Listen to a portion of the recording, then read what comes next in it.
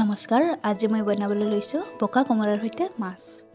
এয়া কেৰাহীত তেল গৰম হোৱাত মই পাঁচফোৰণ কেইটামান দি লৈছোঁ আৰু মই এটা পিঁয়াজ কাটি লৈছিলোঁ। এতিয়া পিঁয়াজখিনি মই ব্ৰাউন হোৱালৈকে ভাজি ল'ম ভালদৰে।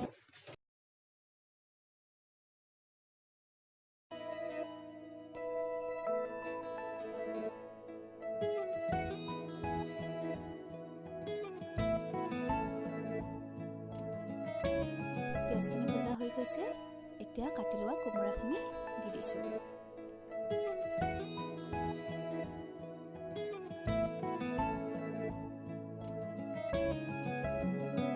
পকা কোমোৰাখিনি 2 মিনিটমান মিডিয়াম ফ্লেমত ভাজি লোৱাৰ পিছত তাত জোখমতে নিমখ দি দিছোঁ। তাৰপিছত ঢাকনি লগাই 5 মিনিটৰ বাবে থৈ দিছোঁ।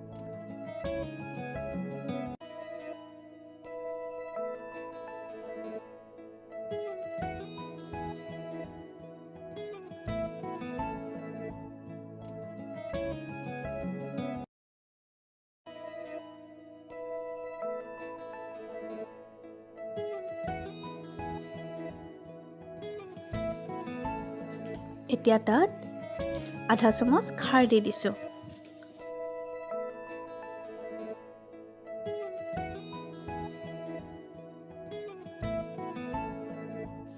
পকা কোমোৰাখিনি ভালদৰে ভাজ খোৱাৰ পিছত তাত অকণমান পানী দি দিছোঁ আৰু এতিয়া আদা নহৰু বটাখিনি দি দিছোঁ।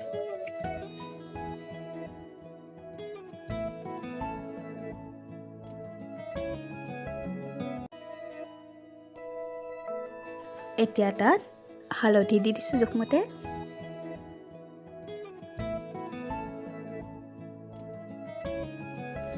এতিয়া ভাজি লোৱা মাছখিনি দি দিছোঁ।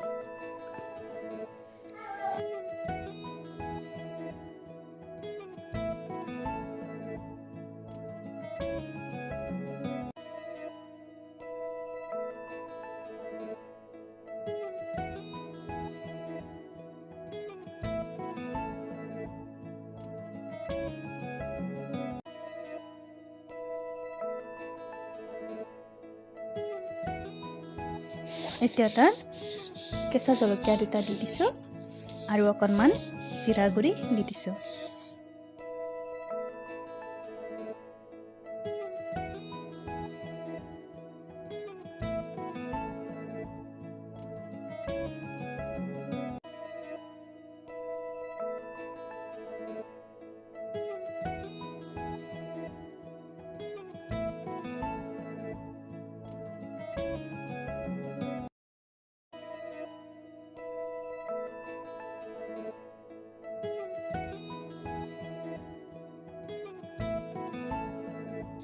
পকা কোমোৰাৰ সৈতে মাছ আমাৰ প্ৰায় ৰেডি।